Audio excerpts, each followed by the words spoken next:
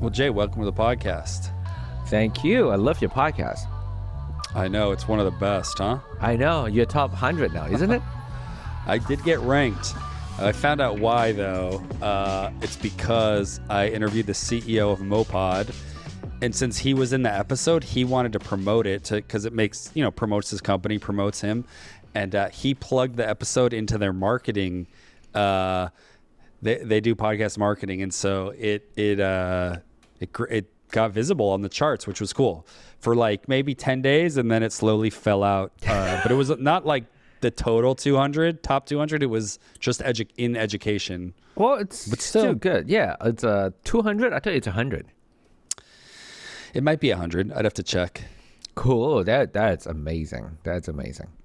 But as you guys know, Jay and I just got back from Podcast Movement. We just wanted to catch up and go over a couple of our highlights, like things that we loved about the conference or people that we met or, anything that we consider a highlight. And Jay introduced me to a lot of people, so that was awesome. Jay knows a lot of people in the podcast world. So now I have a little bit of a crew, I think, when I go to the next podcast event. Hopefully I can hang with them. Which crew you are most excited about? Introduce. So it's a two-part question. One, and I've met her before, but this is the most I talked to her, was Ariel from Descript. Oh, shit. I actually met her, dude, like before the pandemic. She lived in LA, and there used to this other girl, Rachel, owns a company called Pod People, and she used to host these meetups in LA, and that's where I met her. And then I think hanging out with Guy Kelly, who is the producer or the creator. I think he scored the show of a true crime show called Hookergate. Yeah. I love the name. He's a co-creator, I'm pretty sure. I think it's a great name. It's such a good, sometimes it's hard to come by a good title, and that was a great title. That's a good title. It is really hard. And I want to circle back to that because I have an idea.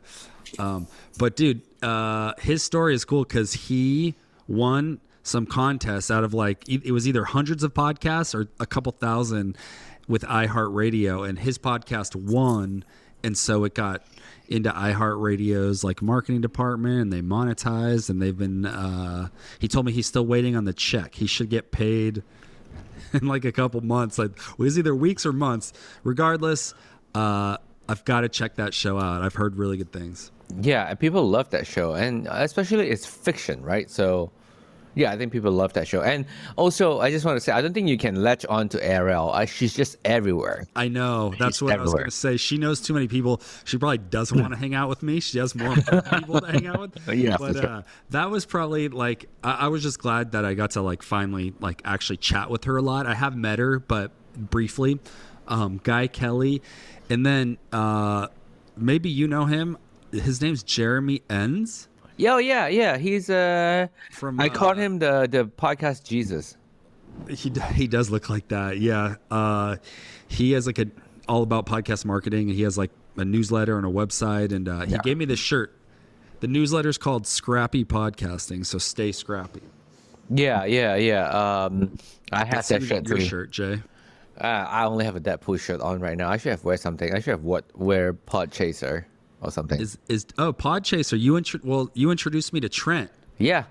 You talked to him? Funny enough, we had an email thread because I wrote an article on Pod Chaser, and then they pumped it out to their list to help promote it. But that was cool to put a face to that, and he did remember. I was surprised he remembered. I had to show him the email. He's like, "Oh yeah." I mean, you wrote a good article. I need to start writing. I just write something on LinkedIn today. That's perfect. That's how you start. I started writing because I was like, how am I going to get clients? And the more you write articles, the more you'll start ranking in Google for those topics. And then you get more eyes on your website and opportunity. But yeah, you have been starting to post more. So let me check it out right now. I just started posting one. That's it. Because it's a podcast movement, and it's a real thing I did. But yeah, Jay, well, dude, you should, because you're in with the podcast movement people. You know Jared a little bit, and a lot of people. So tell me, who was someone that you met that you were like, oh, this is great. This is a good relationship. to have? Maybe it'll lead to something, maybe it won't, but you enjoyed like meeting them. And you can't say B&H because we're gonna get into that later. No. Other than the exhibition stuff, I think there's this person named Miles from Vox Media. We have a good chat, about tech stuff, gears, engineering, and then obviously we got interrupted by some other people. I'm not gonna name names. I'm like, dude, you clearly see we are talking, and this guy just like get in like, hey, you have 5 minutes. I'm like, we are talking right now, and then the conversation got cut short. But the Miles from Vox Media is cool, is great. And I don't think I meet a lot of new people this summer. I did maybe on kids podcast area, because most of the friends I hang out with, they have kids podcasts, and they have like a whole industry of that, and a whole group of people that just doing kid podcasts, and it was great. What is that called? The show or the network? It's not just a network. Kids? Culture Kid is the show. She Kristen, she just won 3 awards: International Women Award, People Choice, and Webbies. She got nominated for she got nominated for MBs first, and then she won the next 3 after. She was passing out like goodie bags, like promoting. Yeah. I actually gave. There was like stickers, and there was like a squishy ball that was like a globe. Mm-hmm. So I gave it to my daughter. Remind me of her name again. Kristen, Culture Kids. Okay, wow. So that's a popular show. I'll have to check that out. Yeah. You know who else I met? This is just funny. So Jay introduced me to the B&H guys. If you don't know, B&H is like an online store. It's not an online store. It's a physical store. Physical store in New York City. It's great. If you go into B&H, the next time you're in New York City, it has to be from Monday to Friday, because they don't open on weekends. They are Jewish store, so they follow Sabbath and they follow Jewish holiday. And Friday they close at about 2 or 3, depends if it's summer or fall or spring, depends on the season. Yeah, so the store is great. If you go in there, it's huge store, I think it's 2 stories. And if you buy something from upstairs, right, or downstairs, you will see like a railing at the top, and then you start seeing your merchandise get shipped down on the rail to the cashier, and it's like a factory almost. Is that because it's New York? Because they have to build up, because they can't have like a, you know what I mean? Like, yeah. Well, that's like a New York thing. It could be, and also they could have like a warehouse at like a different building, or like a different, not different building, like same building, probably like different places that they have to like fly down. Yeah, it's cool. It's like Chick-fil-A a little bit. Chick-fil-A has that? Oh yeah, have you not seen that? Like you're in Atlanta. Our Chick-fil-A's probably aren't up to snuff. The Chick-fil-A here. Sometimes they have 2 different, like what's it called, like when you drive in the drive-through. Yeah, and then like they have 2 different drive-through, right? And then they fly their food over the top and get to the next one. Really? Oh yeah, dude. I've seen something like that at Home Depot. Like there's like a tube, like a plastic tube, and they send stuff down. Like I've only seen paperwork, but maybe small packages. But I didn't know B&H had a physical store, so that's cool. So Jay actually set up a live podcast with them, which was really cool, to kind of review one of their new products. Why don't you tell us about it, Jay? Tell us about the new product, the Mevo Camera, and then the live podcast and how that came about. Oh yeah, so that the B&H, it's very interesting this year around. Like the couple years before, they always bring whatever product they think it's appropriate for podcaster, right? They always have Zoom. One year they have the Ethos, Airfox Ethos, and then Shure microphones, pod mic, and stuff like that. This year they did something very different. They're like, hey, we will bring whatever sponsor for, their vendors sponsor the booth.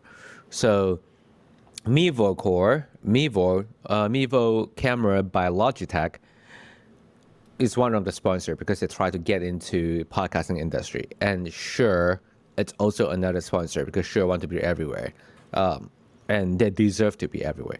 So when podcast movement just got announced and I found out that I got selected for the brain date, and I'm going, then I reach out to B&H because I know the people there. I know Tina is the first person I met in podcast movement 2019. We kept in touch. We always try to figure out something to do, either do a talk that's sponsored by B&H or something else. But that never happened because Tina shortly after left the company, went to Forecast Console, which still worked very closely with B&H. And then I just sort of lost touch. And then I met this new person, Chris and Martin. Martin was there. You met Martin. Mm-hmm. I reached out to them like, hey, I'm going to B&H. Are you guys going? If you guys going, you guys want to do something fun? And 2 weeks before podcast movement, 2 weeks before I fly, they're like, sure, let's do something. I'm like, okay, I have no idea what I'm going to do. So I quickly put something together. I'm like, hey, we could do some showcase. The first idea was workshop. Have someone sit in front of B&H, talk about editing, talk about mixing. And then it was 2 week notice. It was too short notice. And it's hard to promote. So I'm like, let's do showcase. So we showcase product. We showcase the Shure SM7, SM7DB, and V7, and the Move mic. And then this very interesting product by Mevo as well is a Mevo Camera, Mevo Core. So it's essentially like a cube. It's as big as your palm with interchangeable lens. It's camera. Wild, yeah, and it's a wireless system too, so you can connect three together. We are wireless into, I think the app is called Mevo Go, and then you can select the camera on the app, which is amazing. And then I'm like, hey, we're doing this anyway. Why not? Let's do a live podcast. I thought they're gonna say no because I just want to throw it out there, see what they say, and then they're like, yeah, sure, let's do it. I'm like, okay. I have to figure out who can I ask to do a podcast. Actually, Eric, yours is the first one that came to mind. Like you're the first person that I had in my mind. Like, hey, can you host the show? But you weren't going. At first, I wasn't going. I bought a ticket like pretty last minute. Yeah, I think it's like a day or two before, right? No, not that soon. But like maybe a week. Maybe a week. Yeah. So because you're not going, so I had to find someone else. So then I reached out to Mark. So Mark is the second choice. And Mark is our friend, Mark Ronick. He runs Ironic Media, and he hosts Podcast Morning Chat, which is his show and his community, and he does lots of things. But it was fun. He was a good host. He did great. Yeah, you guys did good together, and that was my first time meeting him in person. So it was all great. Yeah, he was a good host. He asked good questions, great questions. He'd done this like every day, 6, 7 a.m. He had host this podcast thing, Morning Chat. It was great, and then it worked out fine. So I think everyone was really excited about the live podcast. I'm personally excited as well because as we were taping the podcast, I saw people walking past, and then they're like, hey, what's going on? And they ask questions, ask B&H. So in my mind, I'm happy because I brought B&H customer. At least people are inquiring. Two, for new podcasters, they can see what's going on and how we do things. Because from what I heard from B&H, they said like a lot of people stop by and ask them, how do they do this? Like, what equipment are they using? And stuff like that. I'm like, okay, that's good. That actually give people like a practical idea of like how to record a live podcast without spending thousands and thousands of dollars. Yeah, no, I think you did that well. I think it helped position, B&H as like a, someone in the podcast industry that people can go to for advice and equipment, and then it showcased you and Mark as well. So well done, man. Thank you. Do you enjoy sorry, just curious, do you enjoy being on the podcast, even though for like 5 minutes? It was fun. No, yeah. So they had me. We'll link to it too in the show notes. Yeah. But they had Jay and Mark had me on the podcast, so it kind of opened up with me, Jay, and Mark. Then I swapped out. Someone from Shure came in to talk about different the microphones they were using and different Shure products. And then Mevo. What was his name again? Joe from Mevo came on to talk about the camera, the Core, which there was 3 of them going at once, and that's of course the wireless camera that Jay just mentioned that they were highlighting, which is honestly a rad camera for podcasters, YouTubers. I know. Looks super easy to use. I mean, and the way they were switching cameras on that app, so it can be wireless or it can be plugged in. You could buy 1 or up to 3, and then put different angles and live switch on the app. So, well, I'll link to that camera as well, the Mevo Core.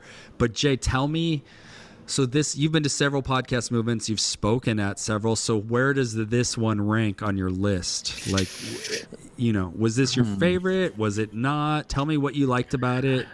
The hotel was badass, huge. I know. Huge hotel. I felt like it's too big. Well, it was a little big.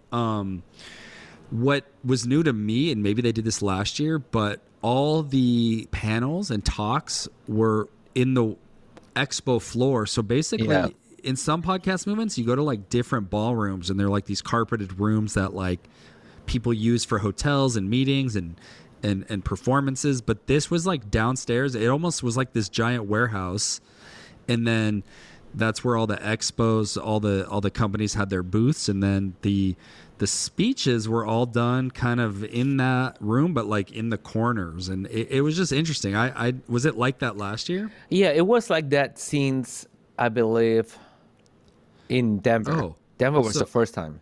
Last year. Yeah, I think it was last year.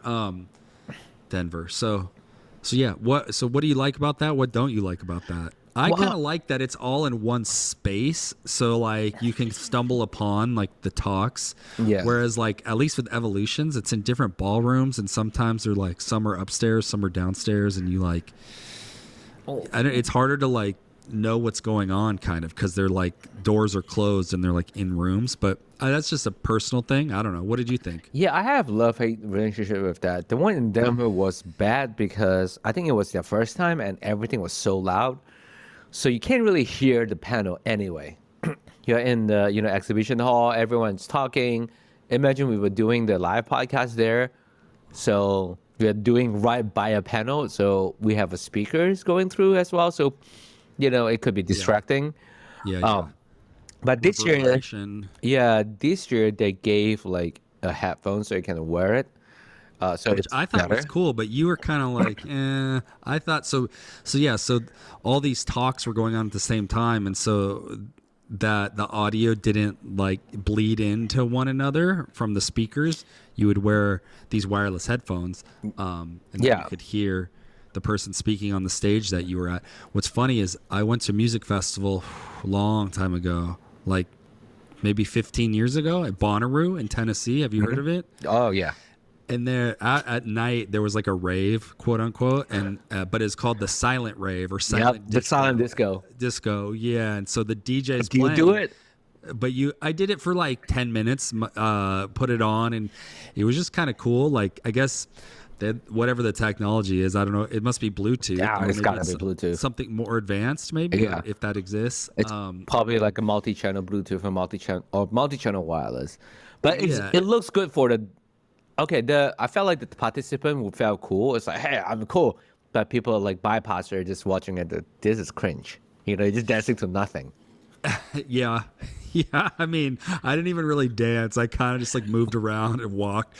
But I guess the only reason I'm bringing that up, one, is because it's funny, and that was my like first experience with it. So I guess the technology, if it's Bluetooth, it's been around for a long time. So, the podcast movement headphones. I thought they were cool. Like, I don't know. I think you didn't like the quality of the audio. There was like a weird sound. Well, yeah, because like you're really hearing everything, right?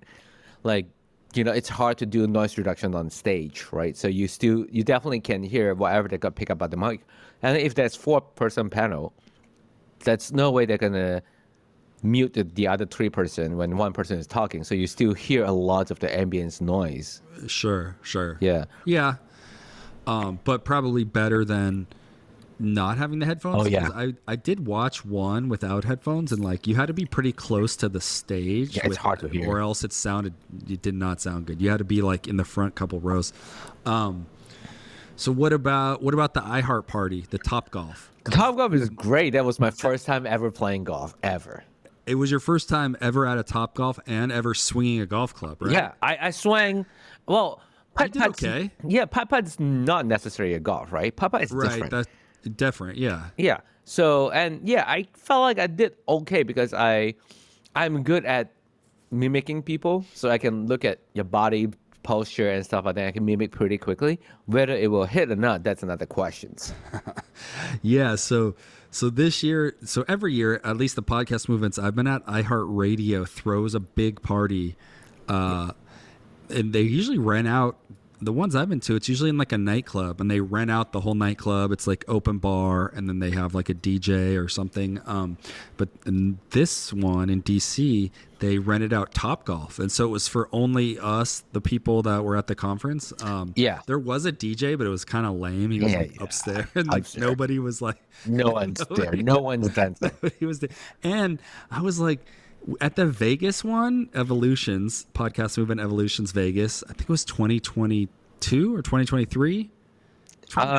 2, yeah, because I didn't go to that one.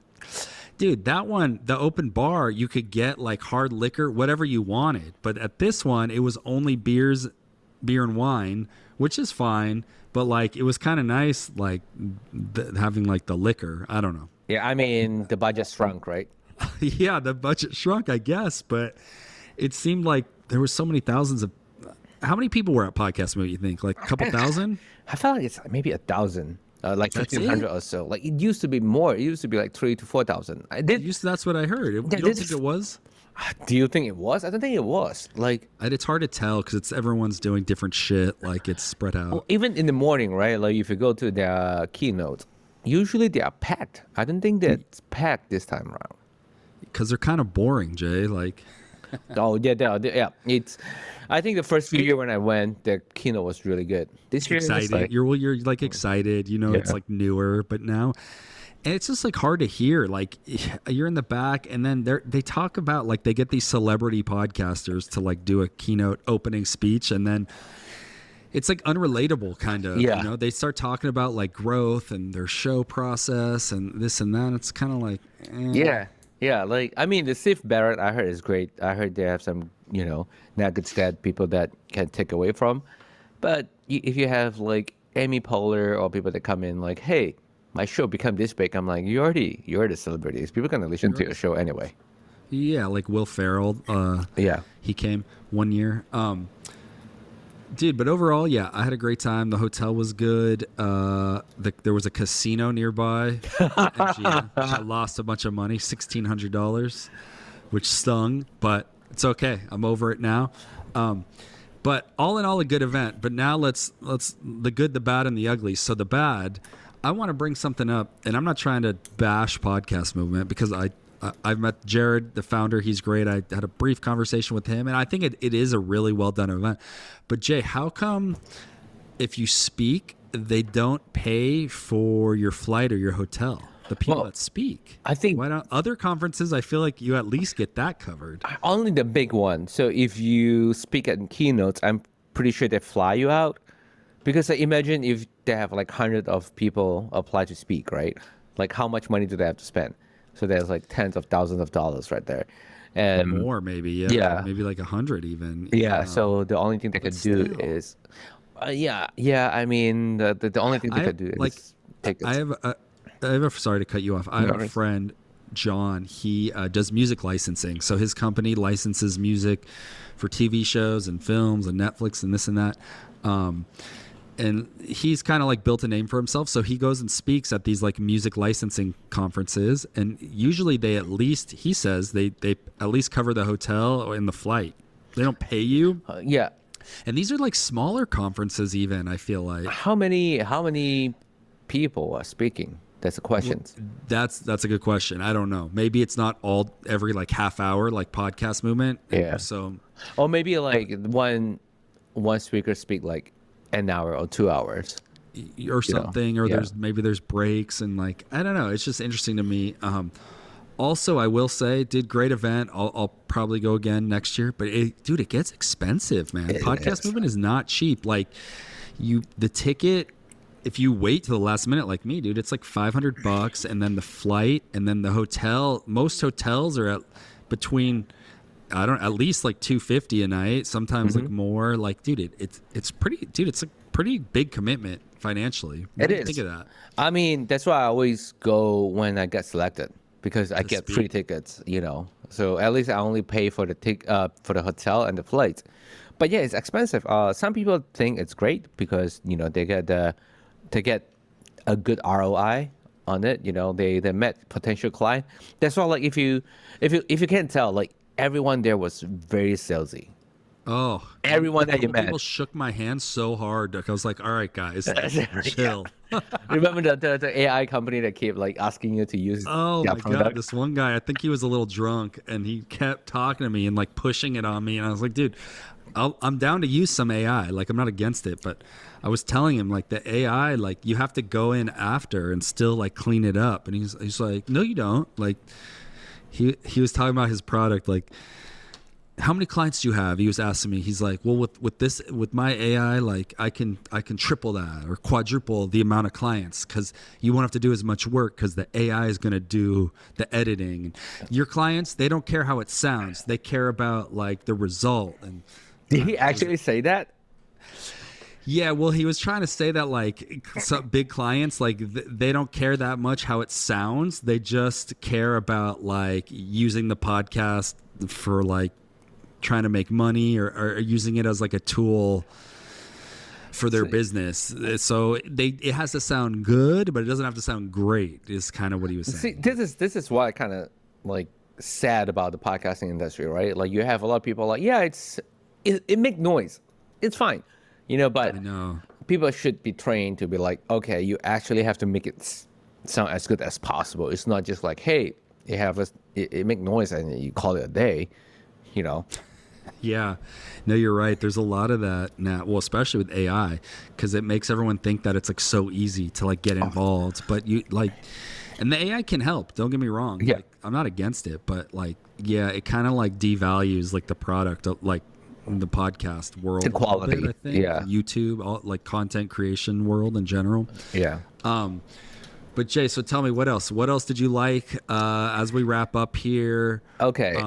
So I love, for my experience, right? Not just in general, just my experience. I love this year's one because I get to do something very different. I always want to do something with the vendor because every time I go to podcast movement. If you were in Denver and Texas with me, I only hang out in the exhibition booth. Like even this year, I only hang out in the exhibitions hall. I never go anywhere. Yeah. I take meeting outside, that's it, and then go back to exhibition hall, hang out by B&H, hang out by Descript, hang out by Forecast Console, like anywhere that can, that people can do stuff. I hang out there, and then the puppy, of course, dogs, it's great. Yeah, so I like this year because I do something very different. I did something with B&H, put on a live podcast, live show, build relationship with the manufacturer like Shure and Logitech with Joe. But yeah, so I like that version of it. The question is, can we do that again next year? I don't know. Like what if other exhibitor got jealous because we did this and then they're like, we want to do that too. We want to put our speakers as well. And then Jared is like, hey, we can't do that anymore. Or they're, up the price. So I don't know, but I do like that. And then you like gear. You're a gear guy. Gearhead. So I know. Any gears. Audio, video. Yes. And then also one weird thing is that I don't know if you realize there are hardly any technical stuff on the panel. So it wasn't too many technical talks. Yeah. No. Everything is growth and marketing. It's all marketing. That's it. Yeah. Yeah. And then every marketing and growth it's the same thing. Mm-hmm. So yeah, so that's like the one that I'm like, you guys could probably put a lot more technical stuff on there. Like even they have to reuse like the same couple of people to talk about gears, because every year there's a new podcaster coming in, and every time you have to tell them don't get, a condenser mic, or don't get this, or don't get that. You have to make sure you get the right one, use it the right way. Don't just rely on Zoom. Use something else. Yeah, I'm a gear person myself, so I'm really into that. Surprisingly, too, my show, the show that you're on right now, the episodes that I've done about gear seem to be more popular, Really? than some of the other episodes. So it's interesting. I love talking about gear too. It's with podcasting though. There's only so much gear. Whereas like if you're talking about music, it's like endless. Dude. It's so funny. When you podcasting, everyone uses the same like 3 different microphones. Yeah. Like it's either Squadcast, Riverside, Descript. But I feel like Pro Tools should get involved. Like Avid should have a booth. They won't. It's too advanced, right? Like like how many people in podcasting industry use Pro Tools? Like probably I would say like 40% of the podcasting industry. No, not Pro Tools. 40% of the industry uses Auditions, and then Audacity. And Audacity. Yeah, and then GarageBand. Garage, all those. Yeah, and then Pro Tools probably like what, 10 or less. Yeah, the big shows, I think, because I've looked at job descriptions sometimes for like audio engineer for like the networks like Wondery or they require Pro Tools typically, but it's mostly like indie podcasters that use the other stuff. And you're right, it wouldn't resonate. If they join forces with like B&H, then makes sense. But they wouldn't be there just for their booth, It's funny when you brought up the gears. I met someone named Andrew on the show. Not on the show, sorry, from Podcast Movement, and then he's like, "Hey, do you have time to chat?" He want to try to get into more client, more podcasting stuff. So we get on, we chat. We chatted for an hour. I would say 45 minutes is just us talking about gears. We talk about 500 series. We talk about guitars. We talk about plugins. Talk about Pro Tools. And then the last 15 minutes is just want to talk about the pocket stuff. He did bring up one thing. I kind of agree, but not agree at the same time. He's like, he went to Podcast Movement, and then I think it was his first time. And then he realized a lot of the people in podcasting industry doesn't really have the audio skill. Like that's why he said like they have no idea what they're talking about, or they have minimal to no audio skill. I'm like, well, you're not wrong typically in the conference, because if you're an engineer, which conference would you go? You will probably go to AES or NAB. Yeah, I would. That's a good point. I feel like you and I should go to like one of those kind of NAB or AES. Even NAM. That's more music. Dude, I want to go NAM. I've been to NAM a couple times. Because you're right there. It's usually in Anaheim. It's usually close. I've been a couple times. But yeah, you're right. But I guess if you're a host and you're gonna send your show off to like get edited, as long as your mic sounds pretty good, and like that's all that they care about. Yeah, but at the same time, he's not wrong. Like, how many interview podcasts actually have a good audio engineer? Probably not that many. Yeah, they're probably like, they're probably like, I know how to use Auditions. I know how to edit stuff together. That's good enough. Do you really care about mixing? You probably don't. Right. Well, cool, Jay. Let's wrap it up here. I'm gonna say final takeaway. I had a good experience. Honestly, one of my favorite experiences each morning was just like going downstairs in the cafe and like hanging out with people, like or just sitting drinking my coffee by myself, and then someone would come up, or I would see someone and wave them down. You text me. Or text you, Jay, where are you? I'm alone. I need to meet somebody. But dude, honestly, I think that's what people should go to get out of it. Not so much trying to like do business and do sales, but just to like meet people and build like the community, build your network slowly. And your network doesn't have to be like people that you're trying to like get stuff from, It can just be like friends, and you never know, that could turn into like a work relationship. So I would say that was my favorite part. And one other thing, You know what the CEO of Mopod was saying? He's like, if you're a podcast, he was talking to me. He's like, you do podcast production for businesses. He's like, podcast movement is not where you want to go to do business because everyone already has like their own editor, producer. He's like, you should go to like a conference for like doctors or something, and you get a booth, and then you try to sell all these doctors on starting a podcast. He's like, but a podcast movement, he's like, there's a million of you already there. Like, but if you go to a law conference, and then you get a booth, and then you might be able to sell them on the idea of starting. Yeah. So for me, What do you think of that? I think he's totally right. He's totally right. Yeah. If you're gonna get more client for like commercial client or corporate client, he's right. Get a booth at medical conference. Get a booth at business conference. FinCon. That's why Jared is there. It's going to be there. But podcast movement, I think it's where you go learn the industry news. We learn something new. I learned that minimum guarantee is slowly creeping back in. People are starting to do minimum guarantee again, but not everything, right? Yeah, that's what ruined everything. Yeah, I think what happened, it was the minimum guarantee was way too high. Now they took it off, and now they are like, okay, we're gonna adjust the number, but we still do minimum guarantee.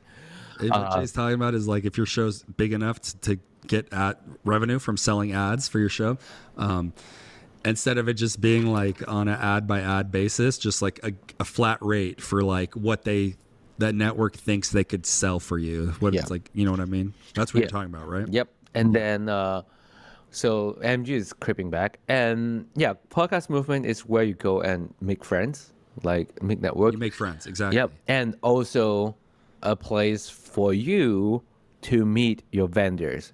You meet Mopod. I met Mopod. I met Descript. I met B&H. I met SiriusXM, Spotify people. I haven't seen any Apple people, but people in the industry that you talk to.